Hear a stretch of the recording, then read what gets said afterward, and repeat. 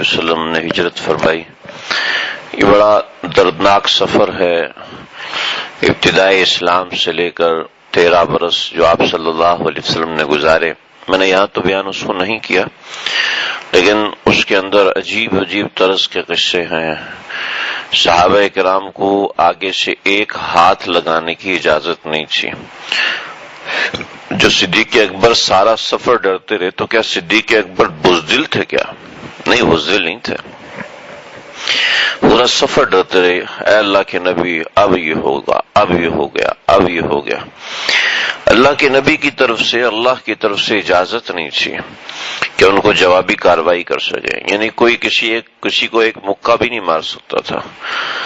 ایک دفعہ ایک مقام پہ ایسا بھی ہوا کہ حضرت حمزہ کو غصہ آ گیا، تو آپ صلی اللہ علیہ وسلم نے آگے بڑھنے کی اجازت نہیں تھی. حالانکہ سارا عرب حضرت حمزہ سے ڈرتا تھا. حضرت حمزہ جاتے تھے جنگل میں، اور جنگل میں جا کے صرف شیر کا شکار کرتے تھے. کہتے ہیں ہرن کا شکار کرنا میری شان کے خلاف ہے. صرف شیر کا شکار کرتے تھے. شیر کبھی بلی حملہ کرتے نا تو ہم لوگ ڈر جاتے ہیں، شیر حملہ کرے تو پھر پتہ نہیں کیا حال ہوگا. اللہ کے نبی کیسے مجبور ہوئے، اپنا گھر چھوڑنے پہ کوئی تیار نہیں ہوتا. اللہ کے نبی مجبور ہوئے، مدینہ کی طرف ہجرت فرمائی. بڑا پیچھے طویل ایک قصہ ہے، وہ ایک بڑی طویل داستان ہے، کیسے ظلم ہوئے، کیا کیا حالات ہوئے. ہجرت حبشہ اول ہوئی، ہجرت حبشہ دوم ہوئی، صدیق اکبر تک کو ہجرت کرنا پڑ گئی، لیکن رستے سے واپس آئے. پھر اس کے بعد شعب ابی طالب کی گھاٹی سے گزرے اور 3 برس تک وہاں قید رہے.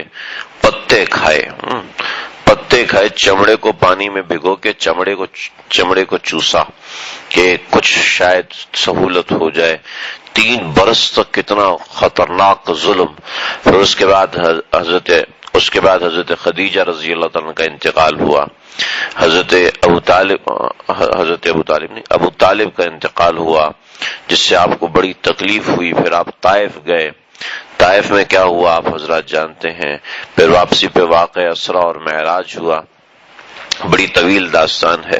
پھر اس کے بعد بیعت عقبہ اولا اور بیعت عقبہ ثانیہ، وہاں پر بیعت ہوئی اس مقام پر، مینا کے اس مقام پر. ہم اس مسجد میں گئے، الحمدللہ ہم نے مغرب کی نماز وہیں پر پڑھی. تو ہمارے ساتھی یہ آصف بھائی یہ بھی ہمارے ساتھ تھے، وہاں پر ہم نے نماز پڑھی. ہمارے ساتھی مولانا عادل وہاں پر انہوں نے اذان دی. یہ وہی مقام ہے، پہاڑوں کے درمیان تھا. اب تو وہاں سے پہاڑی کاٹ دی گئی ہے، جمرات کے نیچے جگہ اترتی ہے، وہاں سامنے مسجد آتی ہے، مسیحت نکالے.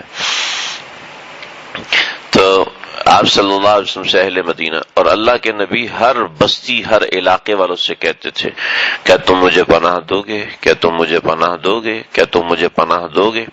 یعنی اللہ کے نبی ایسے مجبور ہوئے. جب اہل مدینہ نے سنا کہ ایک اللہ کے نبی آئے ہیں، جب آپ کے پاس آ کے بیٹھے، آپ کا ہی سیرت اور حلیہ جو کہ آپ کو جو مدینہ والوں کو یہودیوں نے بتایا تھا، دیکھا کہ سارا کا سارا حلیہ وہی ہے. تو پہلے سال 6 لوگ آ کے مسلمان ہوئے. دوسرے سال پھر 72 لوگ آئے اور 72 لوگوں نے آ کے اسلام قبول کیا. بعض روایت کے مطابق 72 آدمی اور 11 عورتیں، یعنی 83 لوگ آئے اور انہوں نے آ کے اسلام قبول کیا اور آپ صلی اللہ علیہ وسلم کو مدینہ آنے کی دعوت دی. میں نے اس کی بڑی تفصیل ذکر کی تھی، اس میں بڑی عجیب زبردست داستان ہے. تو آپ صلی اللہ علیہ وسلم نے ان سے بات اور قول قرار طے کیا. اللہ کی اجازت ہوئی. اللہ کی اجازت کے بعد سب صحابہ نے ہجرت کی اور پھر نبی کریم صلی اللہ علیہ وسلم نے سیدنا ابو بکر صدیق رضی اللہ عنہ کے ساتھ ہجرت کی. کل ہم نے اس کو ذکر کیا تھا. آپ صلی اللہ علیہ وسلم نے راستے کو تبدیل فرمایا. یعنی جو عام راستہ تھا وہ یہ ہے، یہ عام راستہ یہ ہے جو کالے رنگ سے بنایا ہوا ہے، اور دوسرا جو راستہ ہے وہ سرخ رنگ سے بنایا ہوا ہے کہ آپ حدیبیہ سے جبل سور یہ یمن کی طرف ہے. وہ سمجھے کہ آپ صلی اللہ علیہ وسلم یمن کی طرف جائیں گے، اور آپ صلی اللہ علیہ وسلم کا رخ جو تھا وہاں سے مڑ کے حدیبیہ اور شمیسی کے راستے سے ہوتے ہوئے عصفان، اور عصفان سے پھر مشلل، اور مشلل سے پھر جحفہ سے خرار سے پھر عرج، اور عرج سے پھر آپ نے اندر کی طرف سے راستہ لیا اور قبا جا کے نکلے. تو یہ آپ صلی اللہ علیہ وسلم کا سفر تھا، جو تھوڑا سا میں نے اس کو دوہرا دیا ہے بھائی کے کہنے پر. تو یہ آپ صلی اللہ علیہ وسلم کا ہجرت کا سفر تھا. ہجرت کے سفر کے بعد یعنی آپ صلی اللہ علیہ وسلم قبا پہنچے ہیں تو عجب طرز کی چیزیں سامنے آنا شروع ہیں. میں آج کچھ باتیں ہی عرض کروں گا. اب انشاءاللہ آج کچھ میں شب معراج کے بارے میں چند باتیں بتانا چاہتا ہوں. تو آج ہمارا مختصر سا درس ہوگا، اور یہ بھی اس لیے تاکہ ناغہ نہ ہو جائے. دیکھیں، آپ صلی اللہ علیہ وسلم کو یہود ایسے پہچانتے تھے، یعرفونہ کما یعرفون ابناءہم، جیسے وہ اپنے بیٹوں کو پہچانتے تھے ایسے وہ نبی اکرم صلی اللہ علیہ وسلم کو پہچانا کرتے تھے. یعنی آپ صلی اللہ علیہ وسلم کو ایسے پہچانتے تھے، حتیٰ کہ ایسے بھی ہوا کہ بچپن میں نبی کریم صلی اللہ علیہ وسلم جب دودھ پیتے تھے اس وقت حلیمہ سعدیہ جو مجنہ کا ایک میلہ لگا کرتا تھا طائف کے قریب میں، ایک تو عکاظ اور مجنہ کے میلے مکہ میں لگا کرتے تھے مینا کی جگہ پر، اور ایک طائف کے قریب ایک میلہ لگا کرتا تھا. تو دائی حلیمہ رضی اللہ تعالی عنہا یہ نبی کریم صلی اللہ علیہ وسلم کو وہاں لے کے گئیں، اور ایک کاہن بچوں کو دیکھ کر بتاتا تھا کہ یہ بچہ بڑے ہو کے کیا بنے گا. تو اس کاہن نے پوچھا دائی حلیمہ سے، وہ کاہن یہودی تھا، اور دائی حلیمہ سے پوچھا کہ یہ کون ہے اور اس کا نام کیا ہے. صرف اتنا بتانا تھا کہ اس نے کہا جلدی سے میری تلوار لے کے آؤ، اگر یہ بچہ بچ گیا تو یہ ہمیں تباہ و برباد کر دے گا. تو دائی حلیمہ نے جلدی سے ان کو کپڑوں میں چھپا کے اور مجمع میں غائب ہو گئی. اس نے بہت چیخا، بہت تلاش کیا، لیکن دائی حلیمہ نبی کریم صلی اللہ علیہ وسلم کو لے کے نکل گئی. پھر ایسے ہی کچھ لوگ اور بھی تھے جو آپ صلی اللہ علیہ وسلم کے پیچھے کچھ حمایتی تھے، کچھ مخالف تھے، خاص طور پر ان میں یہود. اور یہود میں نے بالکل ابتدا میں ذکر کیا کہ یہود خاص طور پر حرم مدنی کے اندر اس لیے آ کے آباد ہوئے تھے کہ ان کو پتا تھا کہ نبی کریم صلی اللہ علیہ وسلم یہاں پر ہجرت کر کے تشریف لائیں گے. وہ جانتے تھے، اس بات کو بہت اچھے سے جانتے تھے کہ یہ آپ صلی اللہ علیہ وسلم کا مقام ہجرت ہوگا. تو اس وجہ سے وہ لوگ یہیں پر آ کے آباد ہوئے تھے آپ صلی اللہ علیہ وسلم کے انتظار میں، جیسے میں نے کل ایک واقعہ سنایا تھا. تو ایک یہودی نے دائی حلیمہ سے پوچھا کہ یہ جو بچہ ہے اس بچے کی آنکھوں میں یہ جو ڈورے ہیں، یہ جو آپ صلی اللہ علیہ وسلم کی آنکھوں میں نیچے کی طرف سرخ رنگ کے ڈورے تھے، یعنی جب آنکھ اوپر چپکتے تھے تو ایسے لگتا تھا کہ یہاں پر ایک بال ہے سرخ رنگ کا. تو یہ سرخ رنگ کے ڈورے آپ صلی اللہ علیہ وسلم کی آنکھوں میں مستقل تھے. تو وہ کہنے لگے دائی حلیمہ سے، اس کی آنکھوں کے یہ ڈورے ہر وقت ہوتے ہیں یا کبھی کبھی ہوتے ہیں؟ آپ صلی اللہ علیہ وسلم 2 سے 3 برس کے ہیں. خود تصور کیجئے کہ 2 سے 3 برس کے بچے کا یہ مستقل ہوتے ہیں.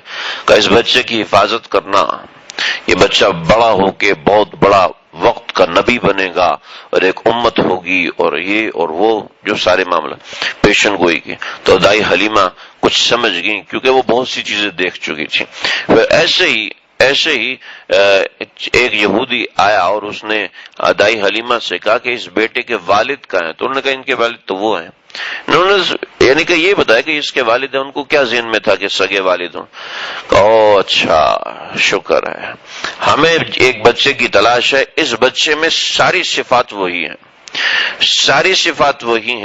ساری کی ساری چیزیں وہی ہیں جو ہماری کتابوں میں لکھی ہیں، لیکن اس میں ایک چیز نہیں ہے، اور وہ یہ کہ اس کے والد زندہ نہیں ہوں گے اس عمر میں، لہذا اس کے والد زندہ ہے، اس کا مطلب ہے یہ وہ بچہ نہیں ہے.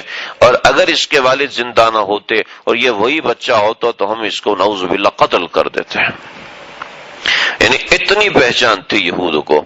چنانچہ نبی کریم صلی اللہ علیہ وسلم جب تشریف لائے ہیں مدینہ منورہ میں تو بہت سے یہود قبا میں پہنچے، اور کئی ایک لوگ آپ صلی اللہ علیہ وسلم کو صرف دیکھ کر مسلمان ہو گئے کہ آپ صلی اللہ علیہ وسلم کے اندر وہ تمام صفات ان کو نظر آئیں، وہ تمام کی تمام صفات نظر آئیں جو کہ ان کی کتابوں میں درج تھیں۔ یہود کی کتابوں میں یہاں تک درج تھا کہ اللہ کے نبی کے ایک صحابی عمر ابن خطاب، اس کا یہ قد ہوگا، یہ کپڑے ہوں گے، اور وہ بیت المقدس میں ایسے داخل ہوگا کہ اس کا غلام اونٹ پہ بیٹھا ہوگا اور وہ خود اونٹ سے نیچے ہوں گے۔ یہ بڑا دلچسپ قصہ ہے، میں انشاءاللہ کبھی سناؤں گا۔ تو انہوں نے سب سے پہلے ابو یاسر بن اخطب، یہ حی بن اخطب کا بھائی ہے۔ ابو یاسر بن اخطب یہ یہود کا بہت بڑا عالم تھا۔ تو ابو یاسر بن اخطب نبی کریم صلی اللہ علیہ وسلم کے پاس آئے اور آپ صلی اللہ علیہ وسلم سے چند باتیں کی۔ آپ صلی اللہ علیہ وسلم کا کلام یہ قبا میں ہی سنا، قبا میں ہی آپ صلی اللہ علیہ وسلم کا کلام سنا، اور دیکھ کے کہنے لگے کہ اے میرے قوم، تم لوگ جس نبی کو انتظار کر رہے ہو خدا کی قسم یہ وہی نبی ہیں کہ جس کا ہم لوگ انتظار کرتے ہوئے مدینہ میں آئے ہیں، لہٰذا ہمیں چاہیے کہ فوراً ان کے ہاتھ پہ بیعت ہو جائیں اور فوراً ان کا کلمہ پڑھ کے مسلمان ہو کر ان کے صف میں داخل ہو جائیں۔ لیکن ان کا بڑا سردار اسی کا بھائی تھا حی بن اخطب، یہ یہودی تھا، تو کہنے لگے کذبتا، تو جھوٹ بولتا ہے، یہ وہ نبی نہیں ہے جس کا ہمیں انتظار تھا، یہ بھی کذاب ہے اور تو بھی کذاب ہے، نعوذ باللہ من ذالک۔ لہٰذا ان کے قبیلے نے، حی بن اخطب کے قبیلے نے انکار کر دیا۔ تو پھر یہ یہودیوں کی قوم نبی کریم صلی اللہ علیہ وسلم کی دشمن بن گئی۔ بہقی میں حضرت ابن عباس سے روایت ہے، ایک اور یہود کے عالم تھے، تو وہ نبی کریم صلی اللہ علیہ وسلم کی خدمت میں پہنچے اور نبی کریم صلی اللہ علیہ وسلم اس وقت سورہ یوسف کی تلاوت کر رہے تھے۔ تو چونکہ حی بن اخطب کی باتیں سن کر وہ سارے کہنے لگے، جب حی بن اخطب جیسے عالم دین کہہ رہے کہ یہ اللہ کا نبی وہ نہیں ہے جس کا ہمیں انتظار ہے، تو پھر ہمیں ظاہری بات ہے جو بڑے علماء کہہ رہے تو ہم تو چھوٹے چھوٹے لوگ ہیں۔ لیکن چونکہ وہ عالم تھا، اپنی کتابوں کے علم کو جانتا تھا، اپنی کتابوں کے بارے میں سمجھتا تھا، نبی کریم صلی اللہ علیہ وسلم جو تعلیمات لائے تھے وہ تعلیمات ساری ابراہیمی تھی۔ اب یہ ایک بڑا دلچسپ موضوع ہے، میں نے انبیاء کے نسب کے اوپر کام کیا اور وہ نسب بڑا ایسا ہے کہ نبی کریم صلی اللہ علیہ وسلم کا جو تعلق ہے وہ سیدھا جا کے پہنچتا ہے حضرت اسماعیل، حضرت ابراہیم، حضرت ابراہیم سے پھر حضرت نوح، پھر حضرت ادریس اور پھر اس طریقے سے حضرت آدم علیہ السلام۔ اور یہودی جو ہیں ان کا جو نسب چلتا ہے وہ اس طریقے سے چلتا ہے کہ حضرت ابراہیم سے حضرت اسحاق، اور پھر حضرت اسحاق کی آگے اولادیں ہوئی ہیں حضرت یعقوب، اور پھر حضرت یعقوب کی آگے 12 اولادیں ہوئی ہیں۔ یہ 12 اولادیں بنی اسرائیل کہلائیں۔ ان 12 اولادوں کے اندر اللہ رب العزت نے کئی ہزار انبیاء پیدا فرمائے، کئی ہزار انبیاء پر۔ حضرت یوسف علیہ السلام یہاں سے ہیں، حضرت موسیٰ علیہ السلام یہاں پہ ہیں، حضرت شمعون علیہ السلام، حضرت شمویل علیہ السلام، حضرت ذوالکفل علیہ السلام، اور ایسے ہی حضرت الیاسین علیہ السلام، حضرت الیاس، حضرت سلیمان، حضرت داؤد، اور یہ جتنے انبیاء کا ذکر قرآن مجید میں سارے کے سارے ادھر بنی اسرائیل میں سے۔ اور بقیہ تمام انبیاء، یعنی حضرت ابراہیم علیہ السلام وہ نبی ہیں کہ اللہ نے جتنے انبیاء آگے بھیجے ہیں سارے کے سارے حضرت ابراہیم کی نسل میں سے، سارے کے سارے حضرت ابراہیم کی اولاد میں سے ہیں۔ کوئی نبی ایسا نہیں ہے جو حضرت ابراہیم کی اولاد میں سے نہ ہو۔ جیسے حضرت شعیب علیہ السلام ہے، وہ بھی حضرت ابراہیم کی نسل میں سے، ایسی حضرت اسماعیل، اور پھر ہمارے آقا صلی اللہ علیہ وسلم وہ بھی حضرت ابراہیم کی نسل میں سے ہیں۔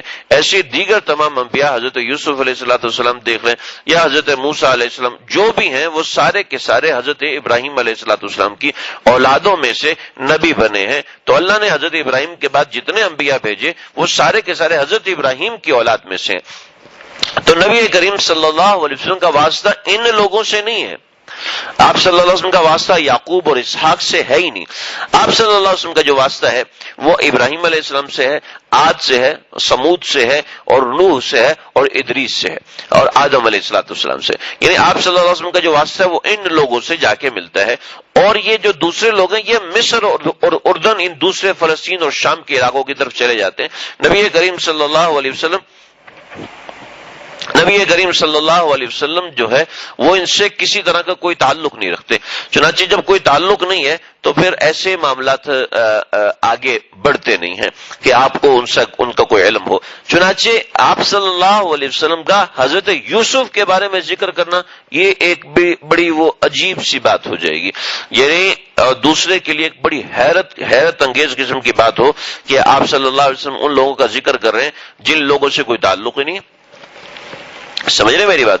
یعنی ایک آدمی ہے جو کبھی کراچی سے باہر نہیں نکلا اور وہ آپ کو باتیں سنا رہا ہے ساؤتھ افریقہ کی ہے تو کیسا لگے گا؟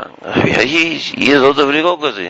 اس کو تو پتہ ہی نہیں، تو جانتا ہی نہیں کراچی سے باہر بھی کوئی علاقہ ہوتا ہے. جیسے ایک دیہاتی کو بتایا ہاں بھیا وہ کہتے یار یہ کون سا پرندہ چمک رہا ہے؟ یہ پرندہ نہیں ہے بھائی، یہ بہت بڑا کمرہ ہے، اس میں 400 آدمی بیٹھے ہوئے ہیں اور اس کے درمیان ہوسٹس ہیں، وہ چل رہے ہیں، لوگوں کو کھانا کھلا رہے ہیں، اور لوگوں کو اگر قضاء حاجت کی ضرورت ہوتی ہے تو اندر واش روم بھی ہے، بیت الخلاء بھی ہے. پاگل بے وقوف، ایسا کیسے ہو سکتا ہے؟ اتنا چھوٹا سا منا سا پرندہ ہے اور اس کے اندر 400 آدمی بیٹھے ہوئے ہیں. تیرا تو دماغ شارٹ ہو گیا. اب وہ دیہاتی آپ کو سکھائے کہ جہاز کیسے بنانا ہے تو حیرت ہوگی نا. تو اللہ کے نبی کو کسی طرح کی انفارمیشن ہو نہیں سکتی یوسف علیہ السلام کے بارے میں. اللہ کے نبی کو کسی طرح پتہ چل نہیں سکتا حضرت عیسیٰ کے بارے میں. چنانچہ جب حضرت جعفر طیار نے وہاں حبشہ میں جا کے تقریر کی تو کہنے لگے یہ باتیں تمہیں کس نے بتائیں؟ کہ یہ باتیں ہمیں ہمارے نبی نے بتائیں. کہ تمہارے نبی کو کس نے بتائیں؟ کہ ان کے پاس ناموس جبریل آتے تھے. کہ جبریل کا نام سنتے ہی وہ ممبر سے نیچے آ گیا. کہنے لگا کہ ایک عرب کا بدو جبریل کا ذکر کرے کہ جبریل تو وہ ہے جو حضرت عیسیٰ کے حضرت جبریل علیہ السلام حضرت عیسیٰ کے ساتھ مستقل رہتے تھے، ہر وقت رہتے تھے. دیگر انبیاء پر تو جبریل آتے تھے نا، لیکن حضرت جبریل علیہ السلام حضرت عیسیٰ علیہ السلام کے ساتھ ہر وقت مستقل رہتے تھے. اللہ نے حفاظت کے لیے چوکیدار کے طور پر حضرت جبریل کو متعین فرمایا تھا، جو کہ ہر وقت حضرت جبریل حضرت عیسیٰ علیہ السلام کی حفاظت کرتے تھے، ہر وقت ساتھ رہتے تھے مصاحب کی طرح. تو اب چونکہ عیسائی حضرت جبریل علیہ السلام کے نام سے بڑے مرعوب ہوتے ہیں، چنانچہ وہ حبشہ جو نجاشی ہے اصحمہ بادشاہ اس کا نام تھا، تو وہ فوراً کہنے لگا کہ جبریل کا نام سنتے فوراً نیچے آ گیا.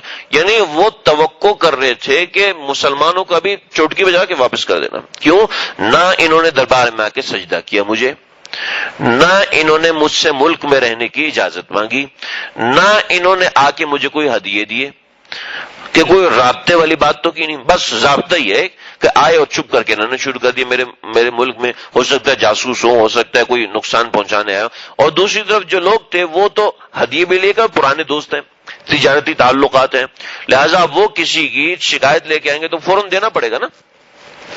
لیکن نجاشی نے جب سنا جبریل علیہ السلام کا نام تو سارے تعلقات ایک طرف، اقتصادی، معاشی، معاشرتی، دوستی، سب ایک طرف. کہ جبریل نیچے آ کا سناؤ. پھر شروع کیا کاف ہا یا عین صاد ذکر رحمت ربک عبدہ زکریا. جب سنا کہ زکریا کا نام، زکریا حضرت عیسیٰ علیہ السلام کے ایک لحاظ سے زکریا کے بیٹے ہیں یحییٰ ایک لحاظ سے حضرت عیسیٰ کے خالہ زاد بھائی تھے. زکریا کا ذکر، یحییٰ کا ذکر. اور دربار میں جن لوگوں نے کہا تھا کہ مسلمانوں کی کوئی بات نہ سنیں، ان کو نکال دیں، سارے رونا شروع ہو گئے. تو انہوں نے کہا کہ ان سے پوچھو یہ مریم کے بارے میں کیا کہتے ہیں. یہ مریم کو تو یہ عیسیٰ کو تو اللہ کا بیٹا مانتے نہیں ہو، تم عیسائی ہو عیسیٰ کو اللہ کا بیٹا مانتے ہیں. تو جو انہوں نے شروع کیا وَاذْكُرْ فِي الْكِتَابِ مَرْيَمَ إِذِ انتَبَذَتْ مِنْ أَهْلِهَا مَكَانًا شَرْقِيًّا. حضرت مریم کا ذکر سنو ذرا. کیا ہوا کہ وہ جب اپنے مکان کے مشرقی طرف تھی تو اس کے پاس ایک اللہ کا فرشتہ آیا، اور فرشتہ آیا تو حضرت مریم نے دیکھتے ہی کہا انی اعوذ بالرحمن منک ان کنت تقیا، میں تجھ سے اللہ کی پناہ مانگتی ہوں اگر تو اللہ سے ڈرتا ہے. تو کہنے لگا انما انا رسول ربک، میں تیرے پروردگار کا پیغمبر ہوں. کہ میرے پاس کیا کر رہے ہو؟ کہ لأہب لک غلاما زکیا، کہ میں اس لیے آیا ہوں تاکہ تمہیں بیٹا دے دوں. کہا انا یکون لی غلام، مجھے بیٹا کیسے ہوگا کہ میں بیٹا ہونے کی دو صورتیں، ایک تو نکاح ہو یا دوسرا نکاح نہیں ہے تو پھر کیا ہو، پھر حرام کام ہو، کہ ولم یمسسنی بشر ولم اکو بغیہ، نہ میرا کسی سے نکاح ہوا نہ میں کوئی گندی عورت ہوں، تو میرے ساتھ ایسا معاملہ قال کذالک، ایسی ہو جائے گا، ایسی ہو جائے گا۔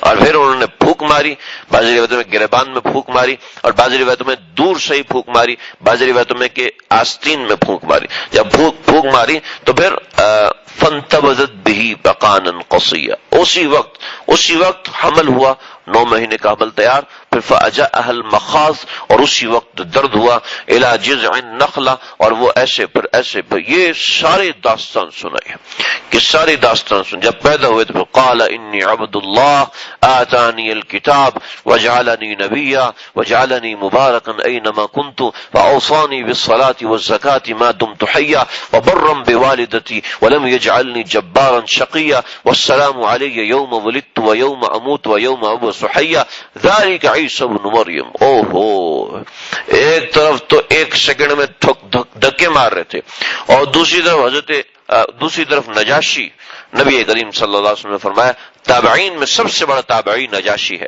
یہ اللہ کے نبی کی زیارت نہیں کر سکے تھے۔ چنانچہ اس نے زمین سے نیچے ایک تنکا اٹھایا، تنکا اٹھا کے کہنا اللہ کی